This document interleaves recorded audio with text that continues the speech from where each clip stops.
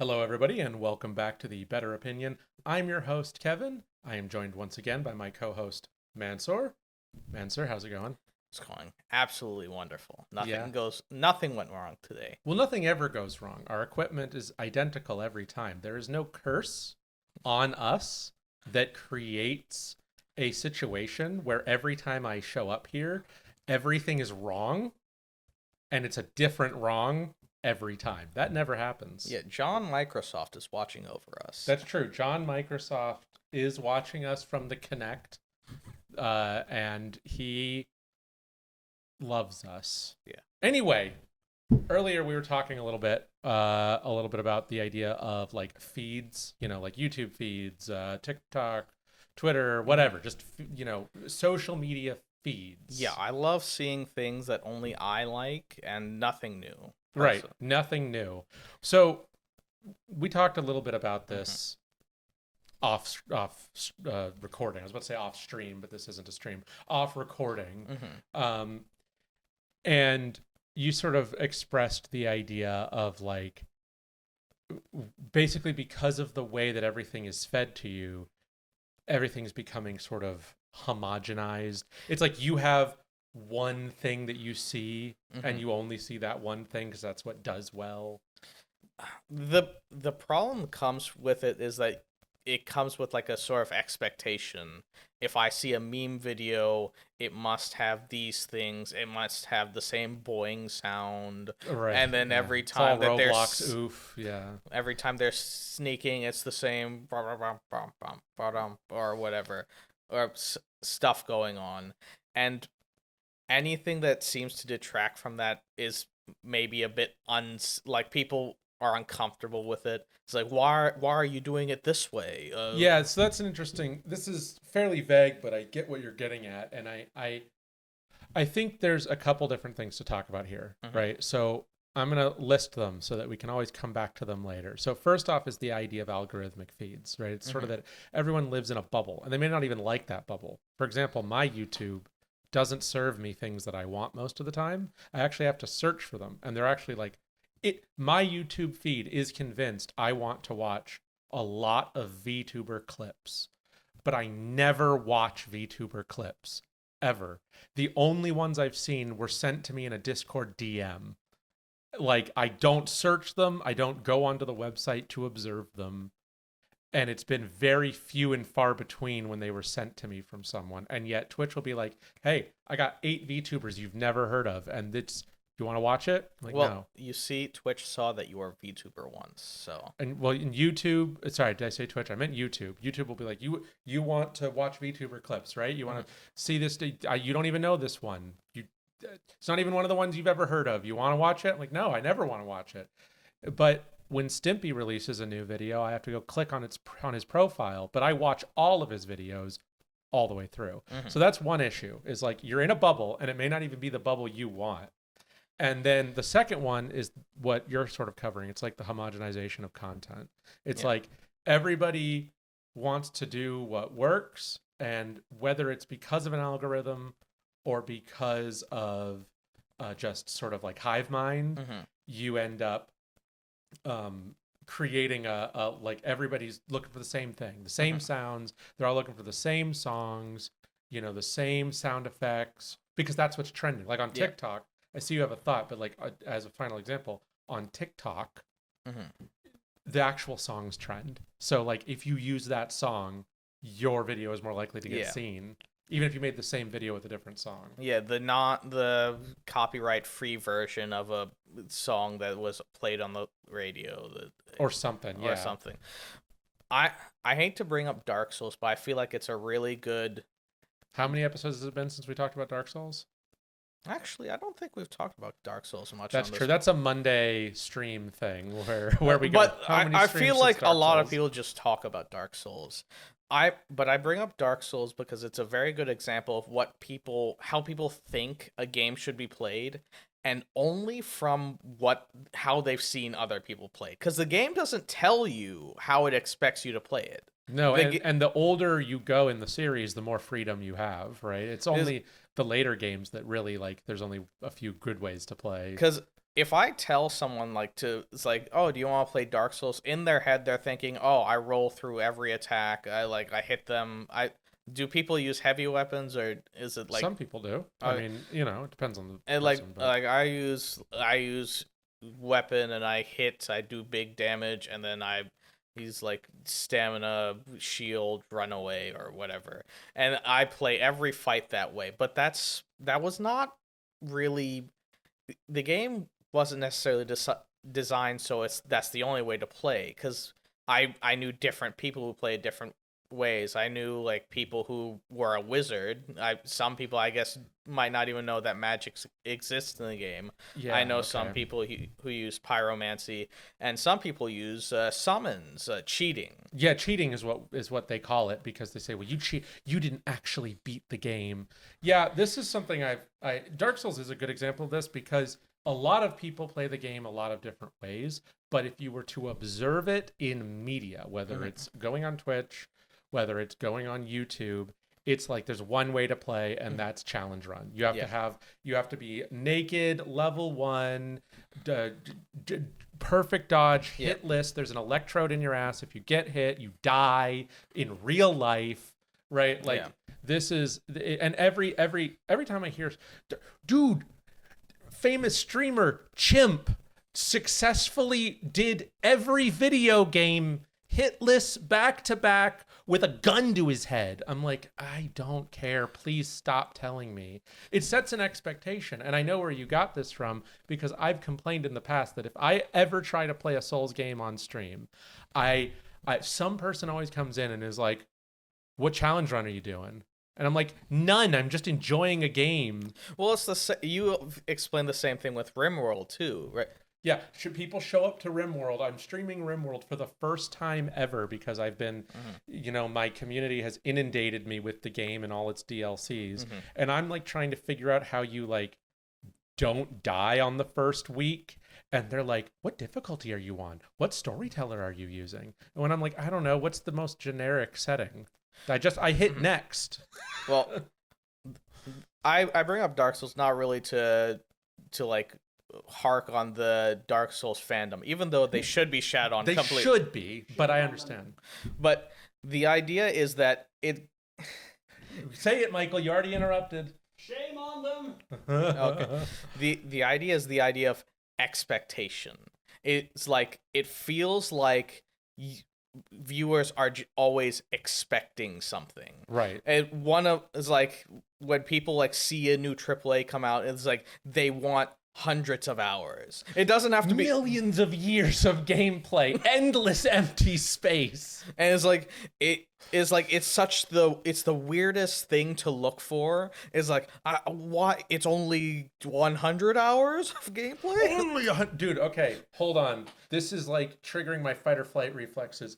I literally had this conversation yesterday, I think on stream, about the fact that Monster Hunter Wilds just came out, and there are people who are like HR 200, and they're like, the game doesn't have any content.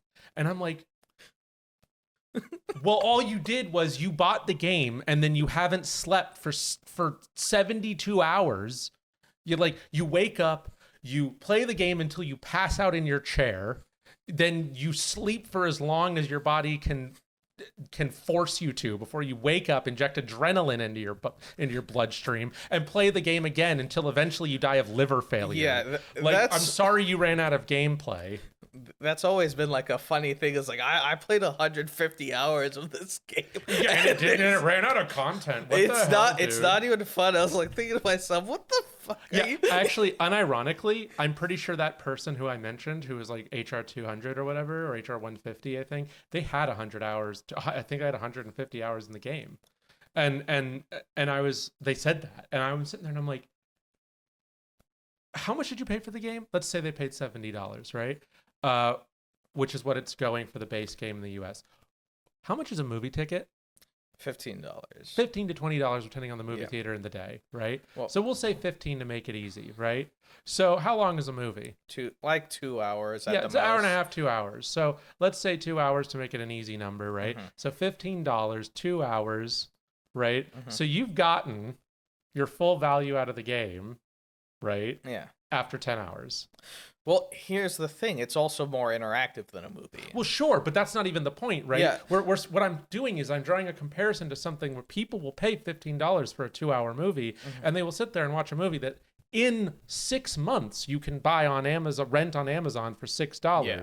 Oh, but it's the movie theater experience. What part of the movie theater experience? The child who sits next to you screaming, the sticky floors, or the $30 popcorn? I love the screaming child. It really adds to the experience. It's coughing baby, my favorite. Yeah, it's my favorite part. What will break me faster, a bad movie or coughing baby? Listen, I love hearing screaming child, arguing grandmother, all of that shit. I love hearing the guy talking to his boss because he's skipping out on work. I love it. I love it so much. I can tell. You look really excited. I love it. Yeah, you seem genuine in your expressions. Yeah. No, but see, that's my point. My point here is that at the end of the day, right, if you say that let's say it's perfect. Let's say there's no interruptions, and let's say you're at like a good movie theater. You know, you've gone to the Alamo, so they shut everyone up, and they actually clean the place, so you don't have gum in your asshole, you know,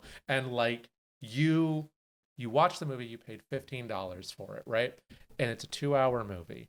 So after 10 hours, you have gotten the full value of Monster Hunter Wilds, right? If you think a $15 movie ticket is acceptable. So if you have 150 hours in the game, what the fuck are you complaining about? Well, I don't even really agree with the time per. Well, we're going very far off topic, but I kind of disagree with the idea that time equals the value of a game. Oh, yeah, sure. It's the experience. You're paying for whatever entertainment that you derive from it. Yeah. You might derive a short-term amount of a lot of entertainment, or you might derive a little bit of entertainment over a long period. Because when I hear it's like, oh, it's only like 100 hours, it tells me you're just paying to waste your time. You don't even care about how good of an experience you had, as long as it took up more of your day than any other game. Yeah, well, that's the thing. So when I use the movie theater comparison, the reason I do that is because I'm a movie buff. I know what I expect from a $15 movie, right? I know what level of entertainment is too low to have been worth that 2 hours and $15, and I know what's good, right? What's the bare minimum. So if a game is as entertaining, right, I derive the same amount of pleasure from the game as I would my standard for a movie. Then I know I have paid a reasonable price if I at least meet this much time played at this entertainment level. Yeah. And that's just me trying to find a reasonable comparison, because the truth is there's no reasonable comparison. A game is a game, right? The value, like entertainment it's intangible. Right? Yeah. Like it's your brain chemistry saying I had fun. Yeah. So you have to find a comparison. But you're right, is that it's almost as if people will hate the game and still go, wasn't worth it, only 70 hours. And like they hated it for all 70 hours. And if it had been 200 hours, they would have said, well, game was shit and I killed myself, but 200 hours worth it. Yeah. And they somehow go through the 70 hours in one day. I don't know how it was so short, guys. I finished it in one day. I sped ran it. I looked in the future and I saw all the speed running notes. Like I don't know. I don't understand why people do that. But it is true that, going back to sort of the point, is we have reached sort of a era where the populace has an expectation based off of sort of just like the way things are fed to us. Nobody really sees all the just normal playing because everyone wants to watch a challenge run. Now we can say why. Watching a challenge run is probably more entertaining than watching me play the game for fun. Yeah.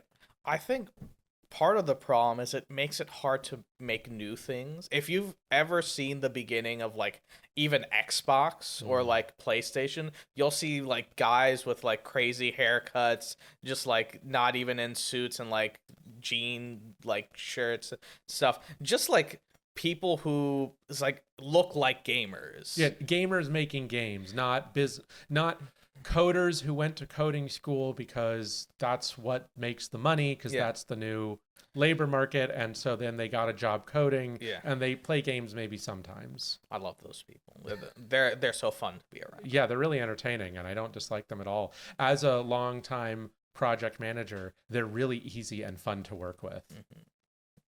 But I'm having a flashback. do you want me to give you a moment? I'm gonna need. Anyone got the EpiPen? I think I'm having an allergic reaction to my own memories. Everything is starting to like become corporatized, and it's making the feeds worse because I don't know if you guys have noticed, people have made a lot of live service microtransaction games, free to play Slop. Yeah, Slop for free. A lot of Souls like roll slop games, and even in the indie space, making a lot of roguelite card game or whatever things. And sometimes it's good. Like Balattra's a great game. Yeah, right? But that was actually a really original idea. Yeah. You know, like someone came up with a really interesting idea. I will say, I am so tired of roguelike. I'm so tired of it. Because it's infested everything. Because like those Lethal Company like games, they're all just multiplayer roguelike. You know, someone used the term friend slop. I liked it because it's like they do get churned out. You know what I mean? It's just like really low effort, churn and burn. You know, it's a $5 game. You play with your friends once. Yeah. But like, they're all just like, oh, you failed, start over. And it's like, well, all right. I've played it once, you know what I mean? And that's fine because if we were to use the measurement, I pay $8 for the game. Yeah. I get 4 hours of entertainment, whatever, that beat a movie. But it's constant. And I'm always like, you know, I'd like some meta progression. Oh, well, we've got a little bit of meta progression. You got some like stats over here that you just grind out. It's like, oh, I don't want to do that. I want to play a game with stuff to do. Not just the same stuff over and over and over, rejumbled. But somewhat easier because I've got a little bit of meta progression. Yeah. No, exactly. It reminds me of, you know, when I was in my teens, there were a lot of MMOs, right? And I don't mean the MMO golden age, what people call it. I mean, before that, pre-WoW. There was a lot of MMOs. You had EverQuest, you had Final Fantasy 11, you had Dark Age of Camelot. And, you know, if you look at those games now, they look like shit. But for the era, they were all very unique. Star Wars Galaxies. And then WoW came out. And WoW is a theme park. And it was a theme park that looked good because they used a cartoony art style to be able to deliver low poly appearances in a very high quality, right? So it was really easy to get into. And a lot of people got into it. People's moms got into it. So then everyone said, okay, World of Warcraft is the standard. We must all copy it. Everyone did this. Star Wars Galaxies turned itself into WoW, which is what killed the game. A very unique game, Star Wars Galaxies was. And it got killed by just getting turned into WoW. And that's what all the games did. And now they're all gone. And now there's 3 games, right? You got World of Warcraft. You got Final Fantasy 14, which is just a movie with it is just World of Warcraft mechanically, you know, but they put the mods in the game. So now instead of you having to get a mod that tells you where to stand during a boss fight, the big giant glowing indicators on the ground just tell you. And then you've got Guild Wars, which Guild Wars 2 was a cool game. I really, really liked it. There's some people who still really, really like it. It's kind of a mess. If you join it now, you'll just be like, what's going on? I don't really understand. But that's it. Those are all your options. And nobody wants to make anything else because it's too high of an investment and they don't know what to do because there's no creativity, right? There's no creativity. No one actually remembers what an MMO can look like if it doesn't look like WoW. If it's not a hotbar on a flat plane and you click the hotbar on cooldown, they don't know what you can make instead. And it probably makes it so they only know one sort of mechanics. They will never learn something new. Yeah, you never do. And there's some ambitious projects out there, but they're all being made by grifters. So, you know, Star Citizen will continue to accept large sums of money and introduce a new spaceship. Well, we still haven't gotten server meshing working, but we've released another $50,000 spaceship. Want to buy it? you can look at it in the hangar and you might clip into the floor. Isn't that cool? I love clipping. I love the time in Star Citizen that I loaded into my apartment building, walked to the elevator, got in, and then fell through the elevator to the bottom floor, unable to leave because the walls were stopping me and the door wouldn't open. I love the fact that I drove to a mission trying to figure out what to do. Someone randomly blew up my ship, and I was like, well, PvP is really good, right? Because I've got holes in my brain. I was like, hold on, I'm waiting for truth to come through those holes. I'm waiting, blow the wind this way. So Well, that's the thing, right? Is like everyone's like, oh, PvP, it adds risk, and I'm like, okay, but the risk is one-sided. What happens to the guy who blew me up? If he gets, like, let's say there's any risk, which in Star Citizen there's very little, but let's say it was EVE Online, right? So on EVE Online and you're in high sec, okay, the cops are going to show up. So after he's blown me up already, the cops show up and then they blow him up, except he already knew what he was getting into. So he used a really low, he's got a lot of money and he used a really inexpensive ship to do it. And so he's good, right? And so he's just going to go get another cheap ship and do it again because it's the cost of his entertainment. It's like rich people driving supercars. Tickets are just the price of admission. Yeah. Right? They don't care. Tickets are a poor people tax. So in Star Citizen, it's similar. You'll get a bounty on your head, which I guess someone can kill you, but like you don't lose your ship. And then I guess you go to Klesher Prison, which is just like mini games. And you do the mini games to reduce your sentence. The guy you blew up though, well, he's just had his plans ruined. He didn't, and if he was carrying anything, well, he just lost it. So it's like, there's an imbalance, people don't commit crimes in the real world so flagrantly because the consequences are quite dire. Yes. You don't lose your character forever when you commit multiple murders in a video game. You go to prison where they go, bad boy, don't do that. They'll feel really bad though, they were told. Yeah. The NPC said, you naughty, naughty boy. They won't click through that. Yeah, they'll feel so guilty. Yeah. But anyway, that's an aside. It is true that no one anymore wants to, we just have the same games being, at this point, World of Warcraft is just churning out their own old expansions. Got Mists of Pandaria Classic, dude. Wow, that's not even classic in my mind. That's just close to modern WoW. And that's what games are, is it's just everyone or movies or shows. You see it with music. You have to really dig to find unique music. Yeah. I think I even told you this when I was like finished JoJo's Bizarre Adventure. I really liked the ending of Stone Ocean, so I wanted to see it again. And the first thing I saw was an explanation of JoJo's Bizarre Adventure Stone Ocean ending. That made me very sad. Dude, I'm gonna explain it to you. My 1 hour YouTube essay. Because my problem is the worst insult you can give to any media is try to explain it. Because that means the media was not good enough to present itself as the best explanation. Because why would he bother making this media if he didn't have something to say? What? It's like, that's kind of maybe it's not like something great or inspirational. I mean, Hideo Kojima just wanted to say everyone wanted sex and like wants babies, but he wasn't very. I don't think Hideo Kojima has anything to say. I think Hideo Kojima, I think what he has to say is, look at me, very cool, like me. Yeah. Hideo Kojima is the Elon Musk of video games. I just realized that in this moment. He just wants you to be like, aren't I cool? Like me.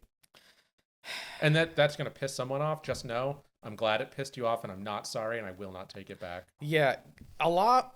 Playing through Metal Gear, I was like, oh, this is supposed to be one of the greatest stealth games.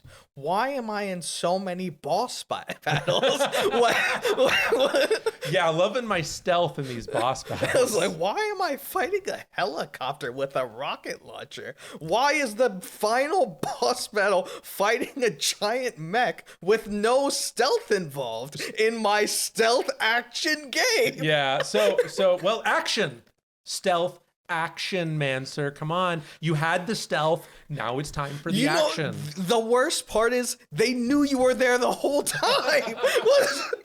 Yeah, they just knew. It's like, secret agent man who no one has detected. You will now fight me, cryptic metaphor. It's like, what the fuck am I doing? Yeah, so I like the Metal Gear games. I like Metal Gear Solid. I like Metal Gear Solid 2. But I agree with you. Those are reasonable criticisms, especially for coming into it later. I think that I am one of those people who just thinks that, like, as time went on, Hideo Kojima got further and further into his own rectum, and now he is just a floating anus. And like you see that with Death Stranding. You know, there's people who just like cum their pants over Death Stranding, and I did it. I played the game for 20 hours because I said I would, because someone on stream bought it for me. I had a horrible 6-hour stream of hating it, but because I wanted to be able to make my point, I said I need to give this a fair chance. And the movie intro is, you know, if I ignore it and I play the game and I play the mechanics, I gave it 20 hours, and I said, I can't do this anymore. This sucks. This is not now good. That I think about it, is it Hideo Kojima's fault that we're having cinematic experiences? Yes, because he wants to be a movie director. That's what he wants. That's why he's obsessed with actors being in his games. That's why Metal Gear Solid 4 is a movie. I believe it is an entire movie-length ending, if I remember correctly. Because, you know, the worst part about the Metal Gear games is when it, as an aside, put you in a non-skippable cutscene, and it talked about the same thing looping for what feels like an hour. Is like, I heard you the first time, Hideo Kojima. I would like to get on. You saying it 10 times will not make it more profound. The thing is like, it's difficult because I think Hideo Kojima knows how to make very funny stuff, right? Like, yes, you know, Metal Gear Rising is great. It's hilarious. You know, there's a lot of really funny interactions in a lot of the games, really clever interactions, good mechanics.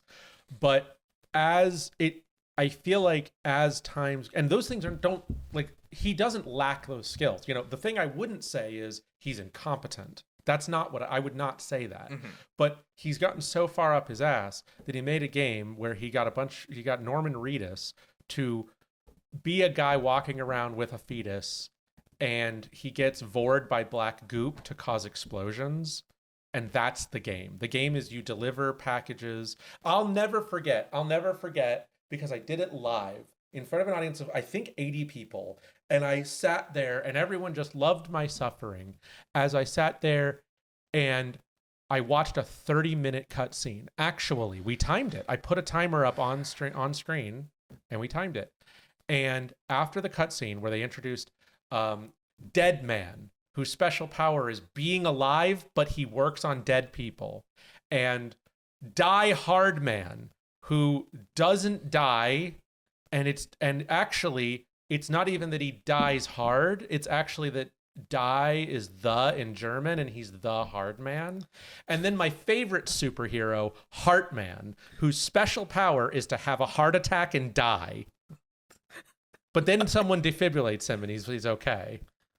I'm Heartman. My power? I die from a heart attack. So, and I get it. Someone's going to type in the comments, well, actually, he dies because his ghost goes to the other side. And he's looking for his wife and child. And he's fucking, I'm insane. I have no taste. But like, I remember I had that cutscene. And then I was like, oh, do I get to play the game now? Yes, we need you to deliver these packages. I was promised that this was an Amazon delivery game. I'm finally going to deliver the Amazon to somewhere. All right, let's go. And we step out, and I am still on the driveway, leaving the exit. And I get a call.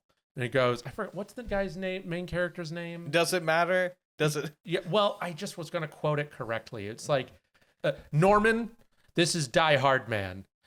Great conversation. Reiterated everything he just said, and then said, Die Hard Man out. Just in case you forgot that. Just in case you forgot. He just reiterated the stuff from the cutscene. And then I could see my destination from the front door. There was one of the generic outposts, because people aren't connected. That's what the game's about, is reconnecting people to the chiral network, whatever that is. You tried to explain it to me, I'd still think you're wrong, because the word chiral is used 100,000 times in the game.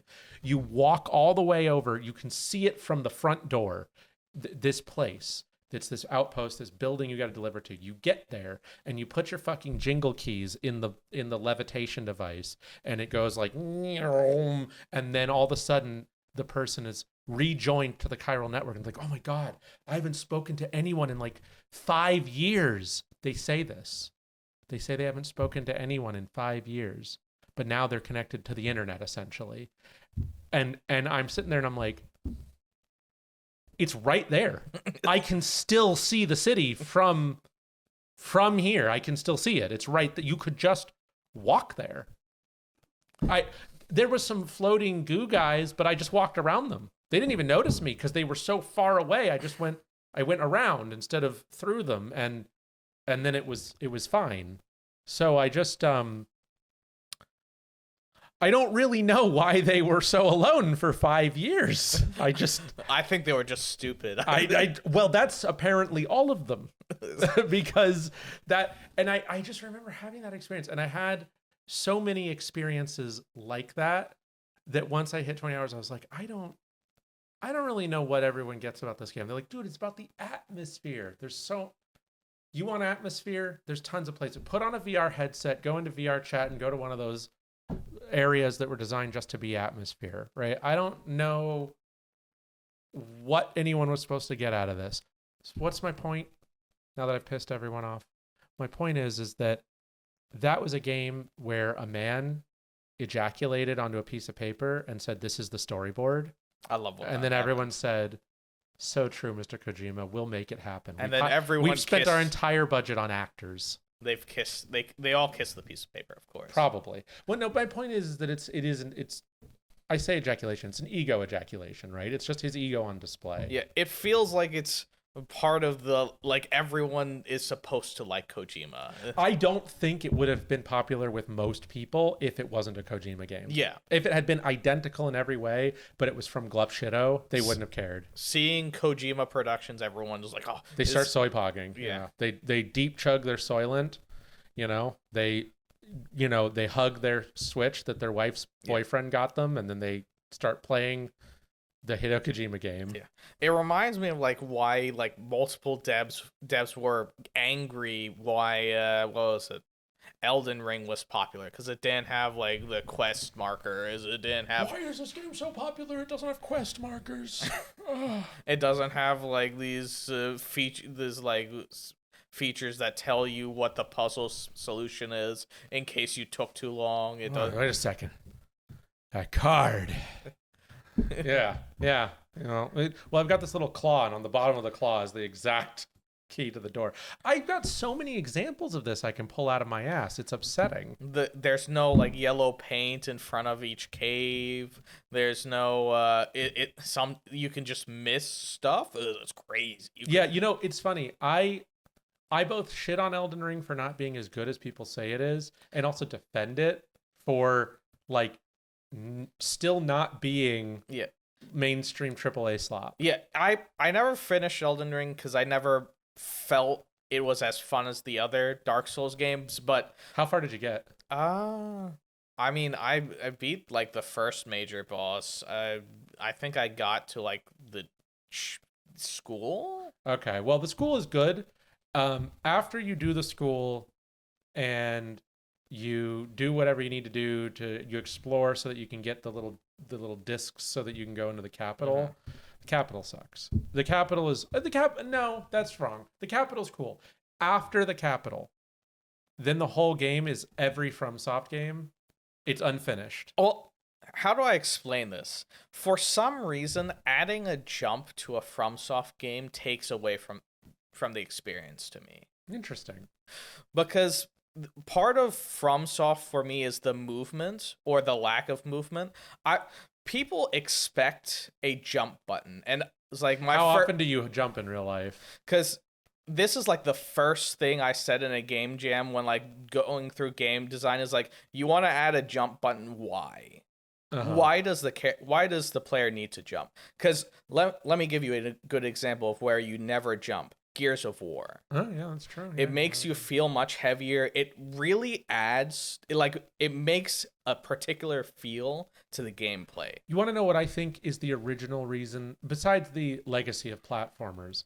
I think that there is something to be said for the frustration of a chest-high wall stopping you from moving. Right? So I agree with you that in real life, how often do you jump?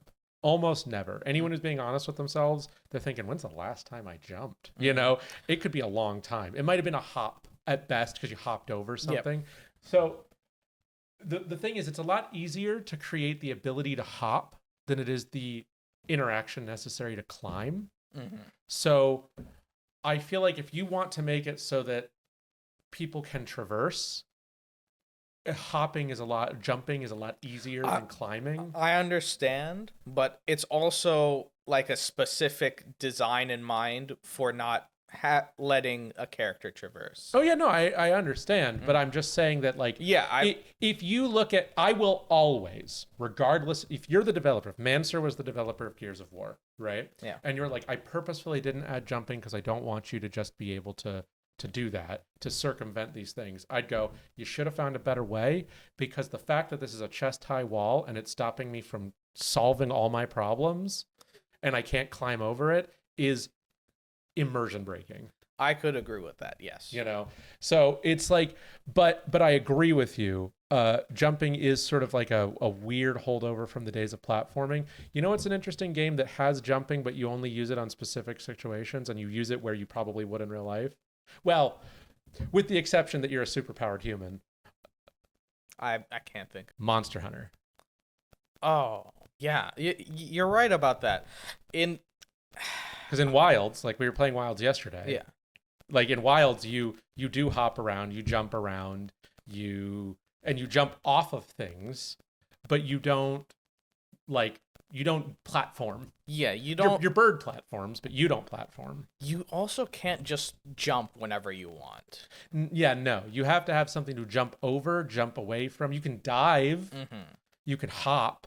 You know, when you're like using. I mean, realistically, some of the moves that you can use with certain weapons are definitely like superhuman. You know, like a big sideways dive with the bow, or whatever. Like, but that's not really what we're going into. More of like, you're not just hopping in place.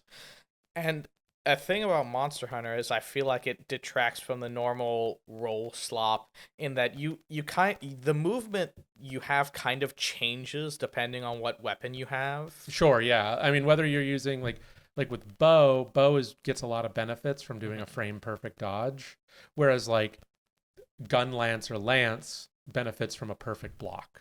Yeah, and I feel like that kind of puts a lot of people off who are used to Dark Souls. I do a ninja roll through everything. Well, that's the thing. Everyone's convinced now that Souls games are an iframe game. Shields are for like aesthetics. They're not, or for parrying. They're not for blocking. You have to just hit the roll button 30 times through the boss's 82 hit combo, and then you get to do like one attack.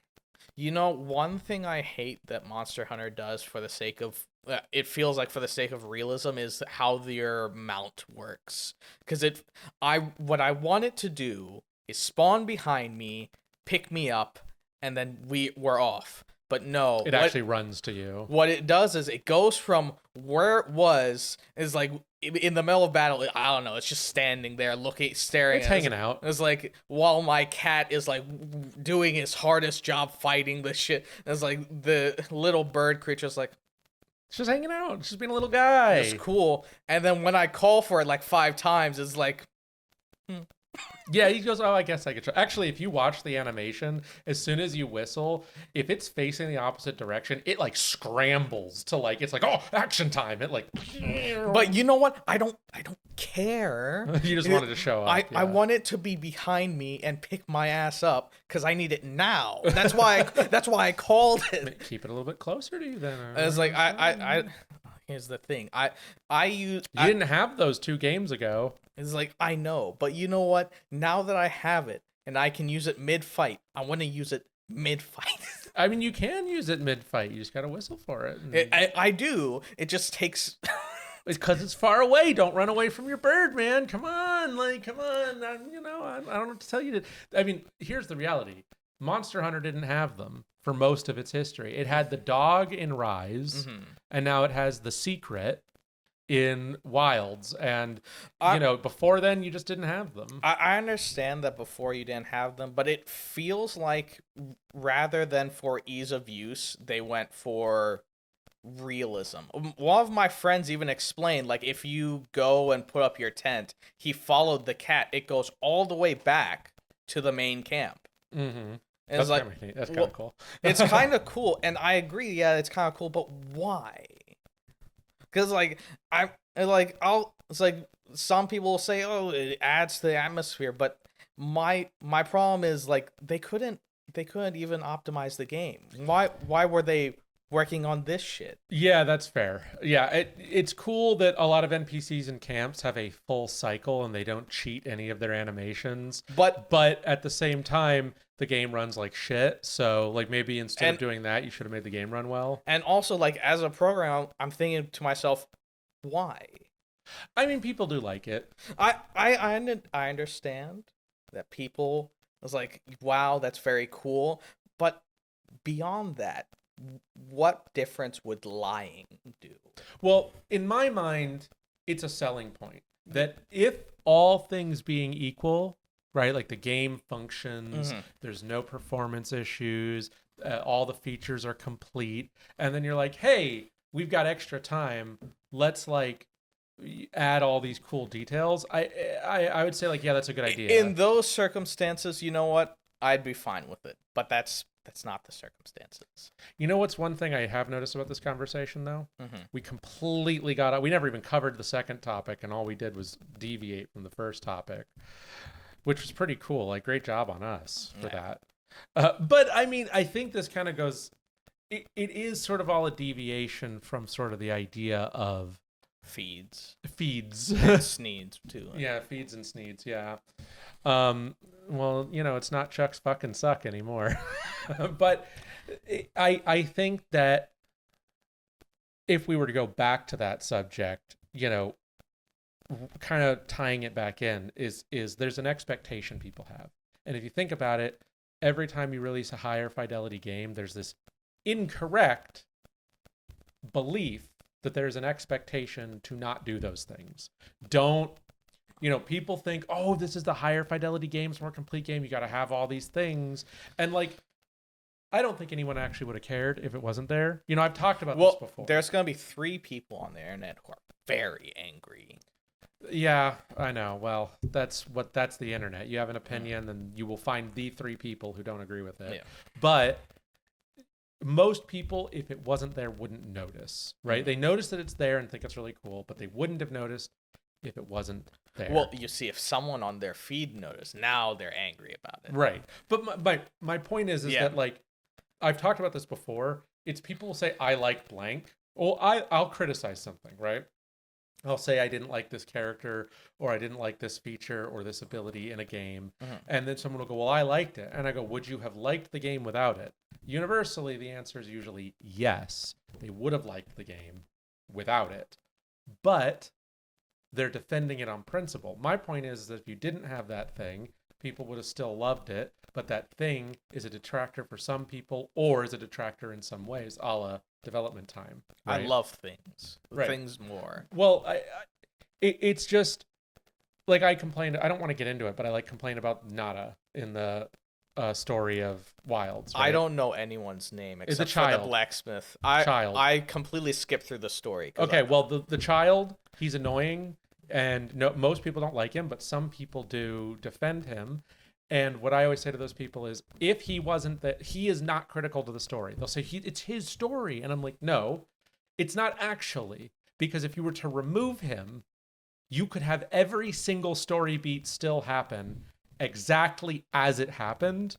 The only difference is there wouldn't be a whining child there. Well, one thing that I picked up from the story is that these monsters really have choices and feelings. And their choices and feelings have led to me stabbing their wounds and spinning and doing a lot of damage to them. Yes. And then flying in the air with my Kinsect blade. Well, this is the other thing, right? So I've seen articles that say Monster Hunter, this goes back to the first idea, right? Of unreasonable, or not unreasonable, but false expectations or belief of an expectation. So people are saying Wild's focus on story is why it's done so well. I have met out of 40 people that I've spoken to directly about this game who play it, right? So people from my community or friends of mine, 2 of them have said they really like the story. All 38 other people, and I do mean 38 specifically, all of them said, I hate Nata. I don't care about the story. I wish I got to fight the monsters sooner. The biggest complaint I heard is, when do I get to fight the monster? And that's because the developers have been convinced that we put a lot of money and time into this, so it should have a good meaning. They think that the story from World was something people cared about. What even happened in World? I actually paid attention to that story. I don't even remember. Big dinosaurs go to die. Oh, and the die caused the big monster boom, and you got to kill it. That sounds right. That's actually the plot. Well, here's the thing is, like, hearing me talk about, like, I even skipped like the story in Final Fantasy 14. You'd think I'd hate stories, but that's further from the truth. It's like I go out of my way to find stories that I like. The problem is I'm just tired of shit. I'm just tired of shit. What can I say? I hate it when it's bad. It's like, because like I don't. It's like, I will, if you actually get into an argument with me, I'm sure I can prove to you why the stories are bad. If you said and I had to go through and actually pay attention to the story, I can easily tell you why the story is shit. It's like, I've done it. It's like in high school, college, it's like I was often the person who had the best explanations for this. I understand what you're saying, though, because it is a bad story, and it's a mediocre story. It's not that it's a bad story. Well, it's that it's complete. Well, we've used the term a lot. It's slop. The story is. The gameplay is good, but the story is basically just like, it's the most generic beats that you can think of. Like, it's everything you'd expect. And to be honest with you, I would prefer that Monster Hunter Wilds. Here's the story I would have liked for Monster Hunter Wilds. Again, we've gotten off topic, but it's too late now. The story I would have liked for Monster Hunter Wilds is that the plot is, hey, hunters, we found an ancient, huge continent. We've gone beyond where we were in World. We've now explored out. We found this big desert, all these unique biomes. It's amazing. Oh, is there anything there? A lot of monsters. Are there any people? None at all. Oh, cool. We tamed this cool bird for you. We want you to go massacre the local wildlife so we can study them. And then that was the game. All you did was just, we got a new hunt for you. We want to study the wildlife. Go kill it or capture it. That's what I assumed the story was. That's what I wish the story was. Once they started being like, actually, there's people here in ancient Wyveria. I'm like, bitch, I don't care. Okay, listen. In the real world, there are 2 groups that deal with the ecosystem: the Department of Fish and Wildlife and the people who kill all the stuff the Department of Fish and Wildlife tells them they can or can't kill, right? Hunters don't really care, right? They say they might pay lip service. The reality is they want to do as much fishing or hunting as they're legally allowed to do, and they will hunt. That people hunt bears, but that's highly regulated. It has to be a problem bear. They have to be overpopulated or whatever. The biggest problem with the story is I feel like it's a big disconnect from what happens in the game. It's like, at the beginning, you're very happy to eat fish, go out jolly running to and then you're hunt saving this the world from the monsters. Yeah. But what I really want to see is like you're a caretaker be like, we found this projectile shitting monkey. It's really funny. Go and kill it. Yeah, no, but this is my point. The point that I'm making is the game keeps trying to depict your character as like this like eco warrior. And I'm like, no, you're the hunter. The guild is the Department of Fish and Wildlife. They regulate the ecosystem by allowing people to kill overpopulated groups and to capture animals that need studying. Yeah. The hunter wants to wear the skin and eat the flesh of the things that they kill. And that is, by the way, the lore of Monster Hunter previously. Like, they've described in past games and books and stuff that hunters sometimes are like criminals who like ran away and were like, well, I'll make a living doing this, right? Yeah. Like, it's not always, but like it's a variety of backgrounds, because really it's just like a job, Yeah. And this desire to like make you an eco warrior and you're like gonna save the ecosystem and ancient Wyveria. I'm like, please, that creature that's in the dirt minding its own business, it has skin, and it could be my skin. So why have I not skinned it yet? Please allow me to. I wish to wear its skin so that I can hunt its brothers and sisters for their bones, nails, and skulls. Yes. You see, this animal he means no harm to me. I mean harm to it. I am the apex predator. They're like, this is an apex creature. No, it used to be the apex creature. I'm here now. Yes. It sits below me on the food chain. Yes. I will eat it.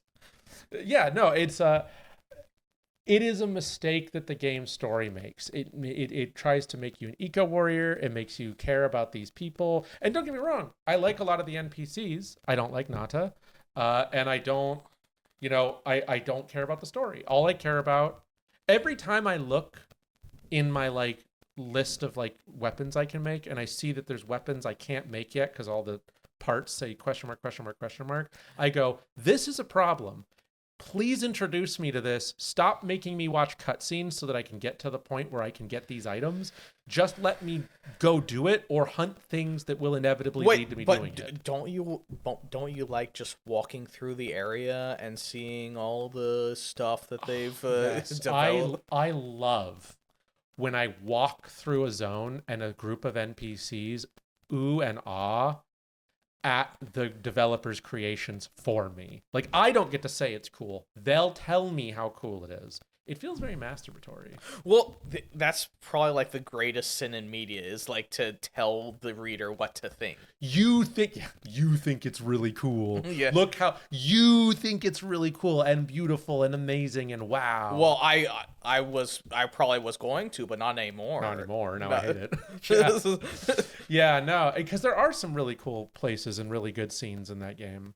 But I think, if it didn't run at 2 FPS. Yeah, if it didn't run at 2 FPS. But like, bring it all back. I think that there's a mixture of issues that happen between consumer expectation and creator expectation, where everybody thinks they know what everybody wants, and that's created by the algorithm that controls our life at this point. I think that the problem is trying to fit expectations, because you often find the people who succeed the most are people who just create shit. Like, yeah. The creator of Balatro did not expect any of this. He just wanted to make a poker game that played nothing quite like poker. Yeah, I wanted to make a poker game that you played by yourself. And then it was like people liked it. It was like crazy. Yeah. Well, that's true for a lot of things. That's Kenshi. That's that's a lot of games, right? I feel like a lot of game developers forgot how they got successful. Is that they made a shot. It's creation by committee. That's the problem. It's not one guy or a couple guys' vision. It's not Caves of Cud. It's not Kenshi. Mm-hmm. It's a corporation that is directly fed by the algorithm, right? They're watching the YouTube, they're watching the Twitch streams. This math that controls our world feeds them what they believe is success, and then they all collect this data from their own personal feeds, and then they come into a boardroom and they have a committee where they go, how do I make a gray flat plane that sells $1 billion? And people are afraid to make characters that might be unliked by a group of people. That's not true. They made Nada. Yeah, wrong. Fair. You got me there. But what I mean to say is, like, the main character of Postal is not going to come out in like a modern game. Yes, that's true. No, they're afraid of controversy. They're afraid of judgment. They're afraid of social media. What they want is a game that's going to get you addicted. They want it to give you dopamine so that you'll make a video on TikTok or on YouTube going, oh my God, guys, they put Glup Shido in this one. Look at this action scene.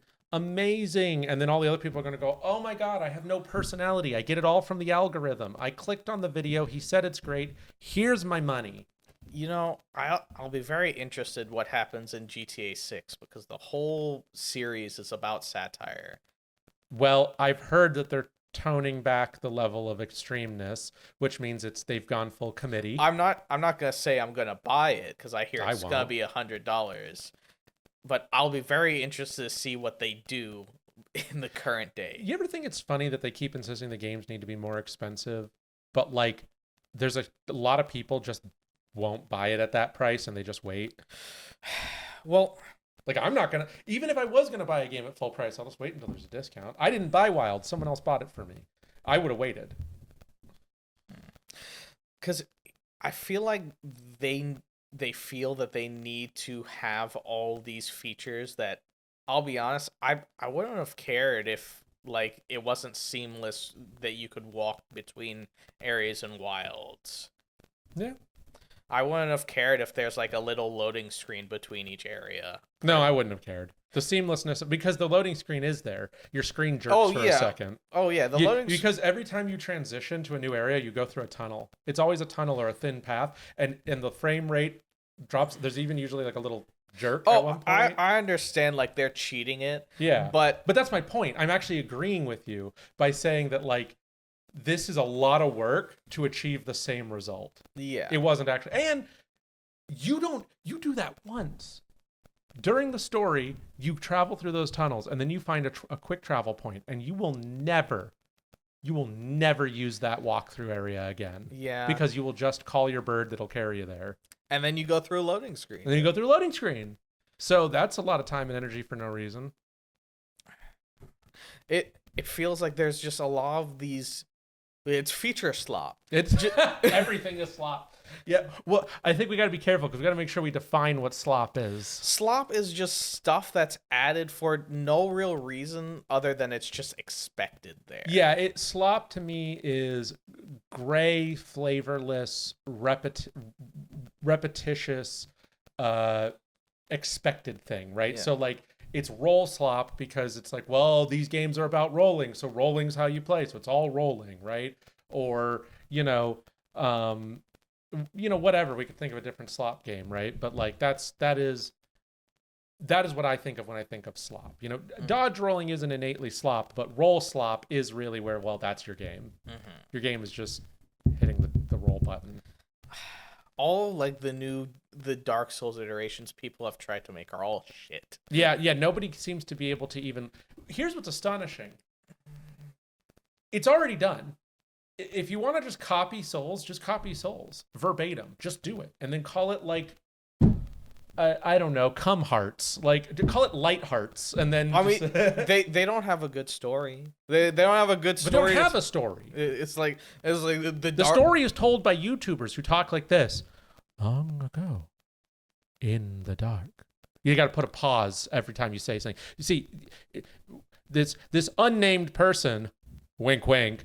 What they do is they take 1 minute of content, and they stretch it out 10 to 20 minutes by just pausing constantly, so that they can pan through another generic view of one of the zones in the game, and they make up the story for you. You don't actually have to write. An NPC says Zanzibar, forgive me, and someone will be like, Zanzibar might refer to this one coin at the depths of my asshole, and Zanzibar was a goblin who would shit himself uncontrollably. This led to the first Dark Soul. That's you don't have to write anything. Well, that's kind of, I feel like that's in a lot of media where just fans come up with backstory and the author's like, sure. Yeah, sure, whatever. I didn't put any effort in, so you can do it for me. Thanks for $1 billion. Yeah. I just think that instead of trying to make your own game that's Souls-like, just copy it. You'll probably be more successful because all the attempts at being Souls-like always feel just shit. They just are garbage. Like Lords of the Fallen, or the hit sequel, Lords of the Fallen 2. No. Oh. They're both called Lords of the Fallen. Are they? They are. Okay, cool. And then the weird Stone Soul game that somehow feels like a Unity asset flip. I don't know that one. I don't know what it's called. Well, either way, we've really failed to stay on topic tonight, but I feel I don't have anything else to contribute to the subject of slop or algorithms. Do you feel that we have at least covered the first topic well enough? I feel that we have fit the algorithm for the first topic. Yes, the algorithm that will not push our video anywhere. Yes. Yes. All right. Well, if you made it here to the end, it's probably one of you. It's probably, I'm going to say it, it's just probably that orange bottle. You're the MVP. If you're not that orange bottle, write a comment. Let us know that you watched it all the way through. That'd be pretty impressive. Because really, I assume it's not. Maybe it would be Steel Zipper. It's one of those two people that watched it to the end. But if you're not one of them, congratulations. You're a real hero. Thank you so much for watching, and we'll see you next time.